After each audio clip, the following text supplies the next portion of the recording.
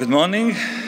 My name is Andi Sāriņš, and this is a happy privilege for me to speak to MikroTik user community, as I'm also one of you, and I'm a MikroTik user for more than 15 years already, and I'm coming and bringing greetings to you also from Latvia. I am a MikroTik consultant and trainer, as well as Microsoft trainer. And today I would like to speak about how to choose the best and the right VPN technology for your networks.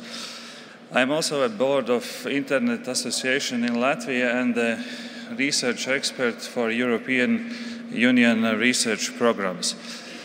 As I hear a bit an echo there. The sound is acceptable? Or should I change something? Yeah. Okay. Then let's move on. So for today, I would like to focus on VPNs from three aspects: security, performance, and also flexibility. During this presentation, we will try to answer on three questions. Why do you want one, and which one to choose? Then, what MikroTik has to offer for us for today and for future, and also how to pick up the best solution what you can get. If you look now in a diagram, I've put here, in my opinion, three most popular user categories who actually use VPNs. Maybe some of them even don't know they do. First of all, road warriors. These are remote workers, maybe even students connecting to universities, or just employees working from home.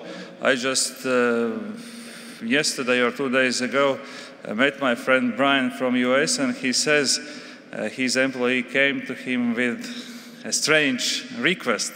They need a VPN for him, and he's willing to work remotely. What's the problem? The employee has to go in jail.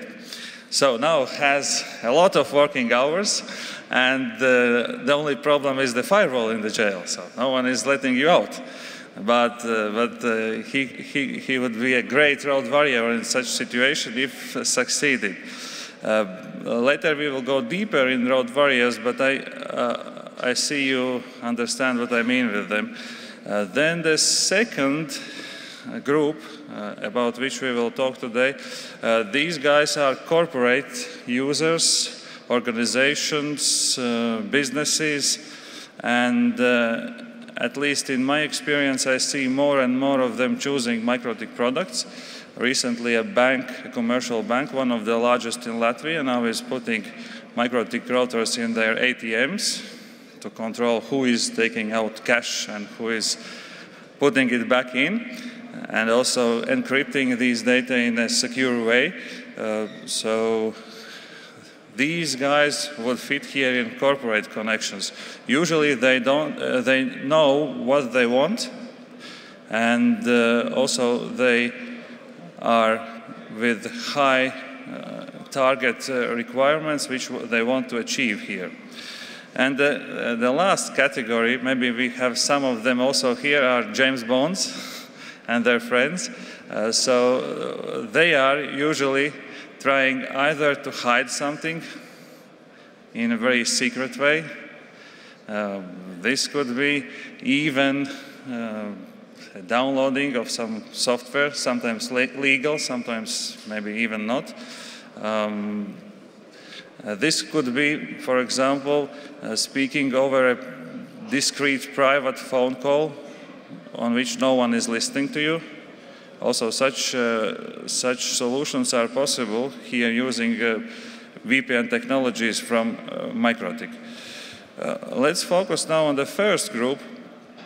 So they want to work from anywhere, as you hear today, even from jail. Possibly someone will try to work from moon soon. So we have a ways where to go. And usually for these guys, the largest problem is unpredictable network conditions. So they are in different places, behind different firewalls. Some ports are allowed, some are blocked, some are intercepted to transparent proxies and so on. But you want to be sure that they will succeed to connect to your workplace from anywhere in that time when they need it. For example, I have here also in the diagram, it's also quite popular now to have a CCTVs if it's at your home.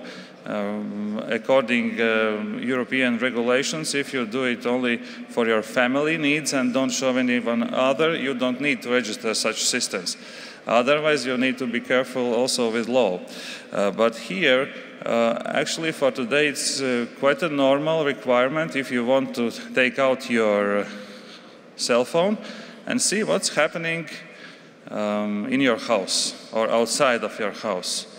If the lunch is already there and the wife is helping you, or maybe it's vice versa, and if it's the right time to get home. So also such setup would require some VPN technologies. If you don't want to allow anyone to look what is being cooked in your kitchen, I think it's not the best idea to do. Sometimes it's even good for the business if you can have connections to points in network where you don't have any routable IPs, then also using such techniques you can get there. Then, if we a bit go to the corporate connections here, the largest requirements come from two sides. The first one is your company's policy, what they want. Usually they want to achieve connectivity between their branches or sales points or different objects what they have there. And the second part is coming from your partners. Not always you connect just within your own network, but you need to connect some partners, either suppliers or customers or buyers. And in such scenarios, you also need to follow what they are asking. And later we'll see what are the most popular requirements. Usually, there are three main constraints. First of all, it's a firewall. So if something of the of IP connectivity like ports or protocols or services are blocked, in such situation you need to follow to what's there available, or convince someone to. No one was shooting. This is just an audio, so false warning here. No one can be sure in such situation that everything will go through unless you first know what the firewall allows there. The best way is to test it if it's there, and if you can change, then that's good also. Otherwise, if everything is okay with the firewall, but the remote partners has some specific equipment and also requirements, then once again you need to negotiate what's available from their side and your side, and then you can comply. Later I'll show also the best choices you could try to push if you also are allowed to make some requirements here. I have a small example from Latvia. It's also from the corporate connections. There is a mining place in the middle of nowhere. They gather there some valuable resources, and these two small booths and also CCTVs has to be highly reachable from the headquarters. So what happened? First of all, as it's in the middle of the nowhere, they started with placing antennas in very high points and targeting to nearby mobile operators, as no fiber possibilities, no copper possibilities, no Wi-Fi possibilities. The cellular and the satellite were the only possibilities here. So with a weak signal, they can catch in the beginning 2. Now it's with SXT LTE is already 3 operators, and they built VPNs to the headquarters. They were running dynamic OSPF protocol over that, and they lived quite happily for some time. In the headquarters, there was a fiber connection. One day, the branch is not working. What's the problem? With VPNs, everything was fine and connectivity, but now the fiber in headquarters was down. So what they did, they added also a backup link in the headquarters. Now they have 6 VPN tunnels, and dynamic routing is rerouting everything together to have high reachability, and remote workers can do their job, and the centralized system can lead it. Then for the third category, James Bonds and their friends. So if you want to go really nuts and deep here in security, you would focus, first of all, only on advanced encryption standard 256 and above, if you have accessibility to it. Then for sure on secure certificates with huge keys, so 4096 and above. And also you would look for opportunities to save these keys in hardware, because at the moment, if you just do it on regular routers, they are kept on flash disks and readable from the router OS. Later I will discuss a bit about hardware products here from router boards where you can actually have IPsec keys on smart cards, which is a second step here in the security, but these are the key pillars you would look on. And another option here is to have VPNs over VPNs. So possibly this looks something like having wooden doors outside at your house, and then internally there are iron doors. So this would be something like running IPsec within PPTP. Also, if someone is trying to crack it, they have spent a lot of time opening the weakest part, and then they see no way to go. But remember, also with the most serious encryption methods, if you do capturing of this encrypted traffic, and later you have accessibility to keys, then once again it's a matter of time to get this encrypted traffic back in readable way. So be careful where you place your keys here. If we look on 4 critical functions from VPN cryptography, then I would like shortly to go through all of them. So the first one is authentication. To know that the sender actually, the sender is real and it is the one who you think it is. So no one is sending it in a fake mail. Maybe you have received interesting emails from Bill Gates. I don't know if someone is spoofing also in the name of MikroTik boss, but at least I haven't seen.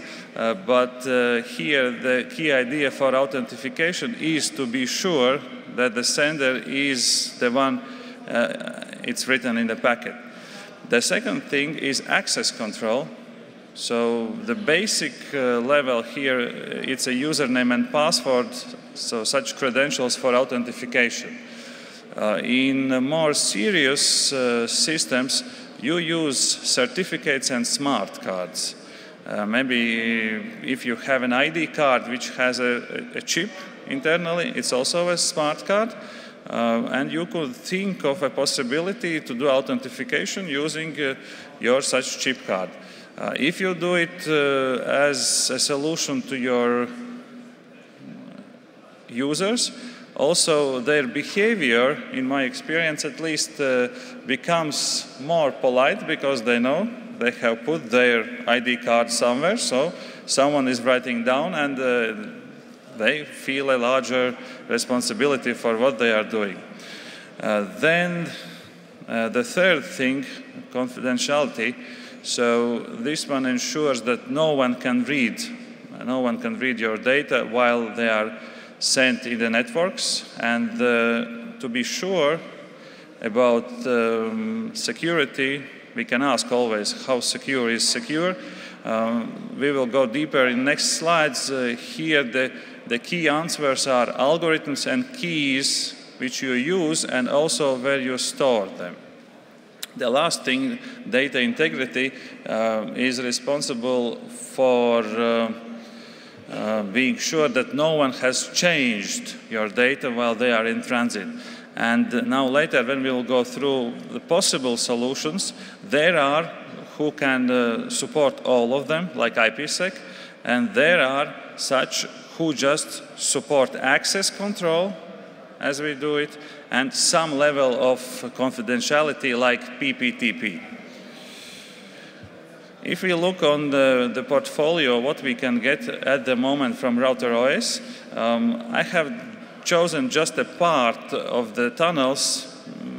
Without these, we have also GREs, LTEs, some VPLSs, but these, what you see here, are the most popular for usage in networks, and except the first one for IP networks.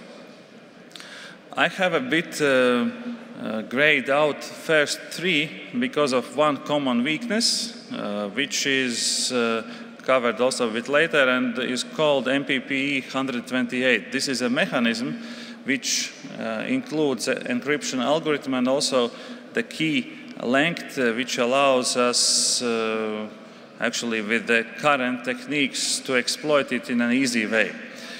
So only 4 of them are left here for deeper analysis, and we will go through these 4. The last one, Ethernet over IP, this one is allowing you to bridge 2 remote networks and actually is doing nothing directly with encryption, but you can combine it with IPsec, so later you can think of IPsec there. If we go in 2 core elements, so I said algorithm and key size matters, and the security here is as strong as, of course, the weakest link. I have had an opportunity to make IPsec with the guys from Russian Gazprom company, and also we had discussion about their opinion on securities, and there was an interesting answer which I will show later, how they evaluate if security is secure. So this is how they do it. So if it's easier to get a password from you with iron, then security is on the right level. But you have to think if it's the way where you want to go. So if we look now on the 3 legacy algorithms, there's a triple DES. Once it was a standard for security, now with a good desktop machine you can break it within a day. If you do an attack on the algorithm itself. Also, MD5 is at the moment found less secure than it was thought previously, and unfortunately RC4 is also here, which is still in the large production in TLS networks where you do HTTPS connections, and also on SSTP link from Microsoft Windows client to RouterOS. So you can search for 2 recent attacks. You can see the researchers who does it, and I would suggest also to go away from these algorithms. In choosing an algorithm, there are some interesting thoughts on publicly known algorithms. Sometimes programmers who make some encryption, they think, okay, I'll invent my own algorithm, no one knows it, so it's more secure. Unfortunately, the practice says that only those algorithms who are actually based on sound mathematics can survive a longer term. Maybe you have written an interesting algorithm, no one has tested it from various aspects, and as long as no one is actually trying to break there something in a serious way, no one knows about it. But always can come a day when it's broken. So it's better to go together with the algorithms which are widely tested, like advanced encryption standard, which can be used at the moment together with 3 protocols. So IPsec is a bit marketing name, but you have advanced encryption standard there. Then on SSTP tunnels, but only if you do it between 2 MikroTik routers. And also on OpenVPN, which is one of my favorite tunnels at the moment. So for key sizes, as I told earlier, the algorithm has to go together with key. So the expected result is that both together they make a challengeable problem for current computing power to solve it. So for key sizes, if it's a symmetric key, so 256 is fine for now. And if it's asymmetric key, then 2048 is also fine for financial even transactions, and most of European banks use it at the moment. If you consider 4096 and you are one of those James Bonds, then take in mind that it's not 2 times stronger than 2048. It's far, far, far more times stronger and also requires much more computing resources. But if you can afford CCRs, let's go. Then briefly, just if going through those tunnels, what we have, in my experience, PPTP is one of the most widely used tunnels still today. It's available since 90s. It requires just 2 things, protocol 47 and TCP port 1723 to work, and it's fast. It works with NAT, but unfortunately it's not secure at all. And if you use today PPTP, I hope that after this presentation you will be convinced to go possibly to OpenVPN or SSTP. There is a link where you can try to crack it yourself. So what's necessary? Just to intercept key exchange packets and also some packets later. Then with the crack tool, on the average machine within a day, you should get back the key and also can decrypt the whole traffic. So if it's a message for you today, then I hope it helps. Then let's go a bit in more serious world. As I told, IPsec, in my opinion, it's a marketing name. It's a suite of hashing and encryption algorithms, where advanced encryption 256 is currently the leading one and also takes more power, as well as SAHA 256 or 512 as the hashing algorithm. There are some pros and cons. This is quite often used in serious communications, and if you didn't know, it's also supporting X authentication, so you can even have it open for the world and additionally have usernames and passwords for authentication. This is one thing where to go if you want to go more advanced. And another way where to go is to deal with certificates. Once again, you have a larger key sizes available, and it's much harder to break it. And remember, for IPsec, you can hold a key also on a smart card, either the full size or SIM factor card, which I'll show later on what hardware models you can do it. The largest problem and requirement for IPsec is that you need routable IP addresses. Normally, if you don't go with NAT traversal, and you have problems in the NAT. The good news is that IP6 will not have a NAT, so at the moment you can use it already there, and I'll also show an example later. Then there is a hybrid mechanism, L2TP together with IPsec. For now, this one was one of the best solutions for road warriors, because this one has a wide support in different client devices. Also, the iPhone old model one supports it, the latest one also, the previous one also.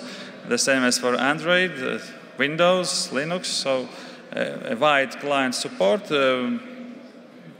There are some challenges about its security, but it's unproven, and it might struggle with firewalls which do not allow either UDP 500 or ESP protocol as such. Then let's focus on two last of them, then we'll go to some measurements. If you look on OpenVPN, actually it's a rising star. A lot of people use it. Unfortunately, we don't have that much directly implemented embedded client software, but you can download them as additional pieces of software. It's not friendly. It's an open source, can bypass firewalls, and uses just one TCP port, which you can change.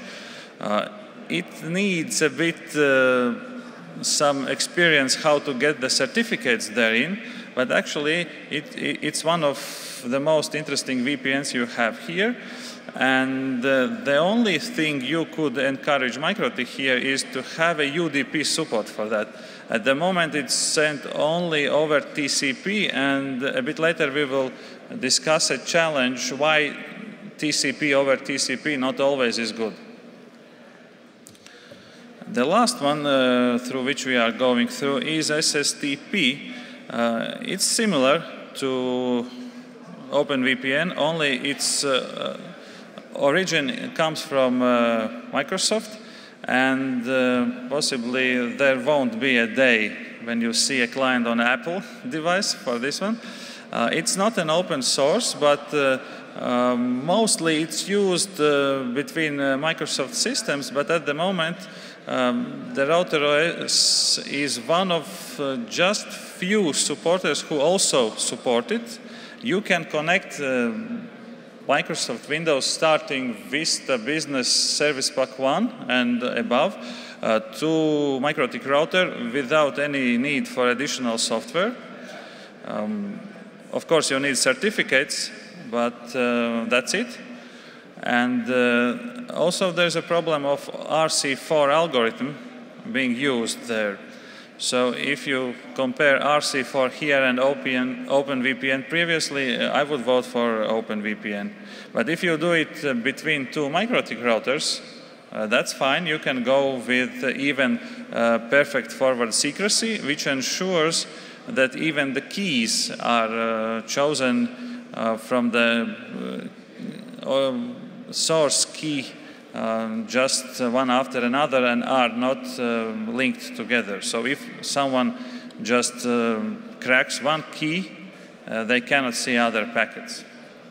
So that's about VPNs we have for today.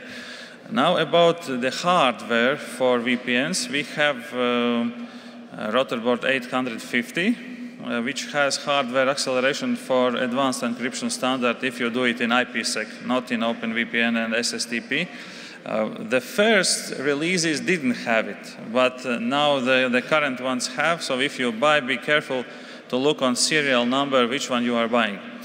Then if you look on the flagship router, which is on operation for some 6 years or more already, so 1100 AHX2, this one also has a hardware acceleration for IPsec, and all Tile CPU family routers from which the first one is 1009 and up to 1072 CCR routers. So all cloud CCRs has it. It's a typo here in the presentation. So CCRs will update. Then we have two router models which supports smart cards. So 1072 has a full card size, and 1009 has SIM factor. So you can just remove it from the full size and put in, and you can store a key here on the smart card. It's protected with a PIN code. So if you remove the smart card and have a script which reacts quickly, then no one can get your key anymore. Even if the government comes in your premises and you happen to swallow the card, no chances. Let's look on a summary on those tunnels. I've put here them from 4 perspectives. As you see, IPsec is missing a logical interface. Actually, it's a bit pity because you cannot use your favorite touch tool to see what's happening inside the interface and who is consuming the bandwidth and so on. So you need to do it on other interfaces. For encryption, advanced encryption, as we discussed, is the way to go, and IPsec, SSTP, and OpenVPN can offer it. Then, for authentication, IPsec has it with different functions. Also, SSTP and OpenVPN can do it. And last, for the bridging, the best, of course, is Ethernet over IP. And in latest versions, maybe you have noticed there is a checkbox for IPsec security, which will generate IPsec policies for you. So you don't need to go through a complex IPsec configuration. Otherwise, for SSTP, you can consider a bridge control protocol. I made a small test actually to compare also some characteristics like throughput and overhead, and I was using the latest HAP AC routers. These are ones of my favorite routers, which are available just a week or 2 ago. And to make it more realistic, I was not playing with the fancy testing boxes, but I just took 2 Windows 10 computers and I was transferring 1 gigabyte file. So it was just 1 gigabyte file. It had a random content, so no possibilities for compression. If you transfer just zeros, it's very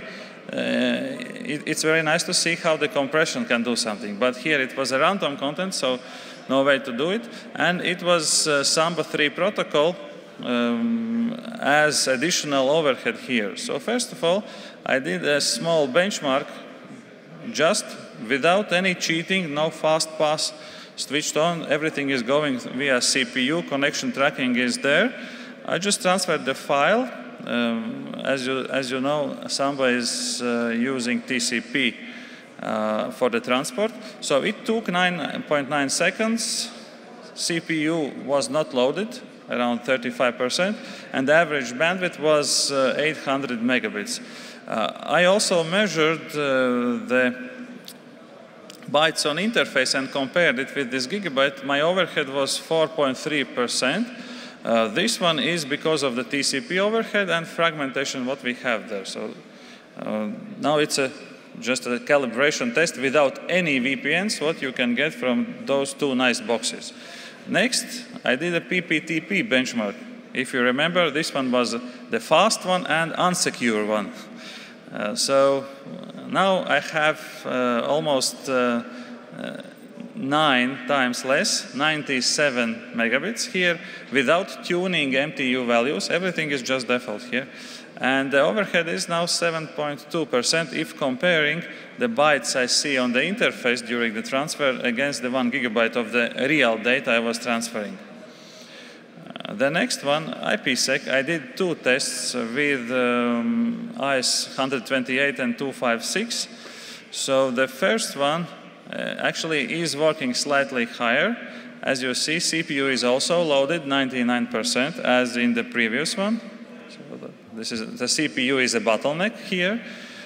So I have 47 and 39 megabits with quite equal overhead, and also perfect forward secrecy is not paying a lot of influence here, both on the throughput and the overhead.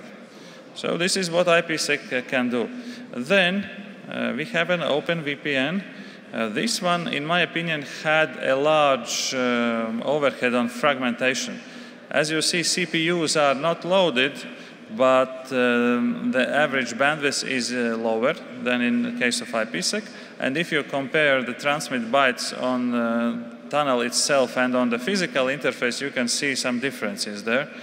So almost 5 times for the transmit traffic, and receive it's also at least 10%. So in my case, overhead was 15% for the OpenVPN.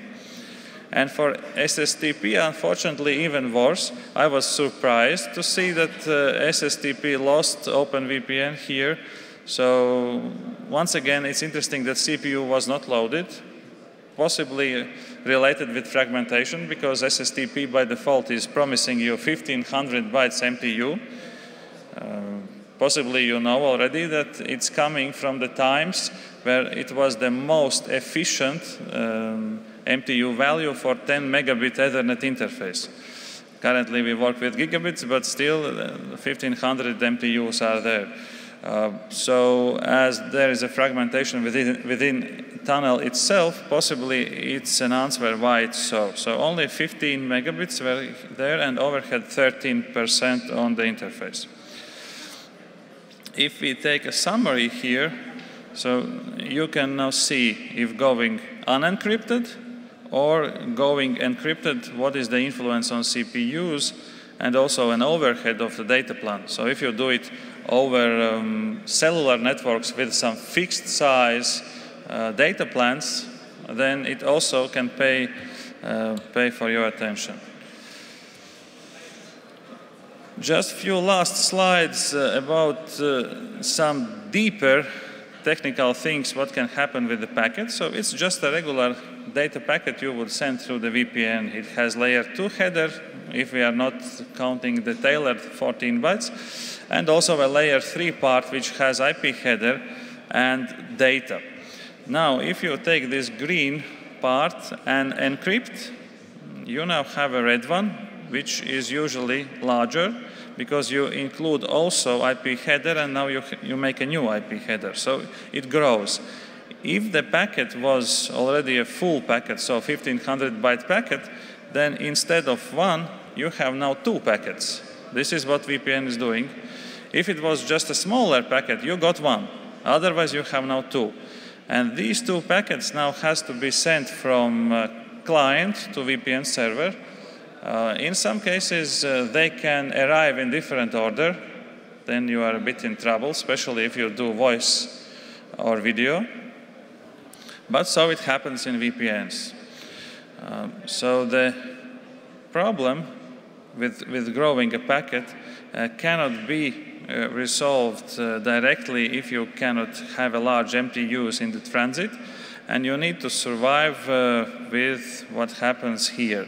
The only thing you can do is to try to decrease maximum segment sizes for TCP connection. In such situations, you wouldn't have 2 such packets, and you can play with that. It might help to improve your VPN performance. The other thing which is interesting is a TCP over TCP problem. Let's assume that those blue boxes are unencrypted TCP packets. And in the TCP world, it's like that. You send some data. It's called TCP window size. By default, in Microsoft Windows, it's 64 kilobytes. You can also tune it.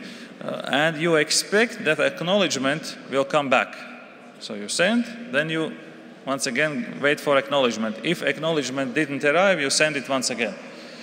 This is the reason, if you do some speed tests, why you will always see better results with UDP, because this one is not doing those acknowledgements, and not that good results with TCP, because you lose the time for sending while you are waiting. You cannot send while you wait. That's why if you do a TCP test, you try to do a lot of simultaneous connections, which can actually a bit help here, but still you will see an effect. So if you need to show someone a higher network throughput, always test with UDP. If you need to show slower and convince something, do a TCP test. But here, the problem is that we have 2 TCP layers. So the one layer is just for the packets. The second layer is on VPN level, if it's done over OpenVPN or SSTP. This is also a TCP connection. So these acknowledgements are sent on both levels, so on application level and also on VPN level. And if you have packet losses, then most probably both of the levels will try to resend the packets. And now you have higher latencies and also more traffic, so a larger overhead on the interface.